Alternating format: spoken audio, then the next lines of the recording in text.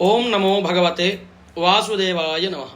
సడతిలా ఏకాదశి 14 జనవరి 2026 బుధవారం రోజు ఉంటుంది.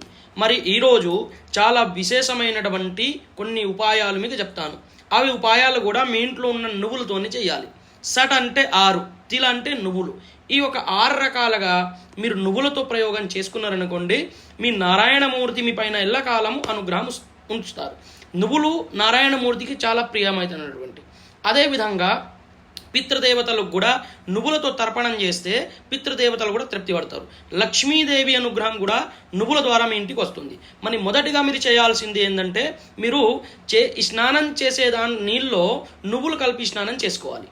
అవిటితో మీకు అన్ని రకమైనటువంటి రోగాలు పోతాయి. రెండోది, మీరు బుట్టు పెట్టుకున్న సమయానికి బుట్టు మీద కొంచెం నువ్వులు పెట్టుకోవాలి.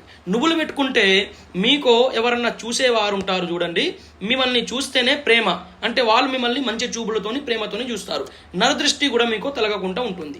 మూడోది, మీరు చేయాల్సినటువంటి తాగే నీళ్ళలో నువ్వులు వేసి నీళ్లు తాగాలి. దాంతో మీ దేహంలో ఉన్నటువంటి మన రోగాలున్నా కూడా వెళ్ళిపోతాయి. అదేవిధంగా నువ్వులతో మీ రేపు అంటే ఏకాదశి రోజు నువ్వులతోని నీళ్ళలో నిలబడి అవకాశం ఉంటే గోదావరి గంగా దగ్గర కానీ లేదన్నా ఇంట్లో అన్న బుట్టన వేలతో కొంచెం నీళ్ళు ముంచి మీ పితృదేవతలు అంటే మీ గోత్రము, మీ ఇంటి పేరు, తర్వాత మగవాళ్ళు మీ పితృదేవతల్ని తలుచుకొని కొంచెం నీళ్ళు పోస్తే తరపయామి అంటే వాళ్ళు పితృదేవతలు తృప్తి పడతారు. మీకు అక్షయ ఆశీస్సులు ఇస్తారు పితృదేవతల అనుగ్రహం ఉంటే అన్ని రకమైనటువంటి శుభము ఇంట్లో జరుగుతుంది.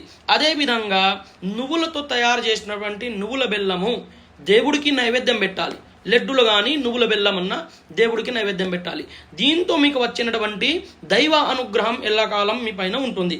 అదేవిధంగా హోమము ఎక్కడన్నా అవకాశం ఉంటే మీ ఇంట్లో అన్నా చేసుకోండి, లేదంటే దేవాలయంలోనే చేసుకోండి.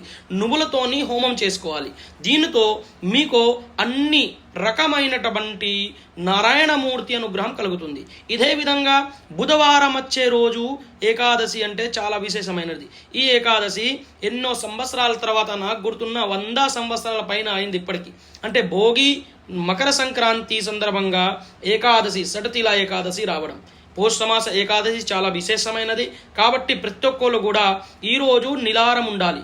నిలారం ఉండలేము అనుకుంటే బియ్యం తినకూడదు, అంటే అన్నం తినకూడదు. ఏకాదశి రోజు ఏదైనా చపాతీలు కానీ టిఫిన్ చేసుకోండి.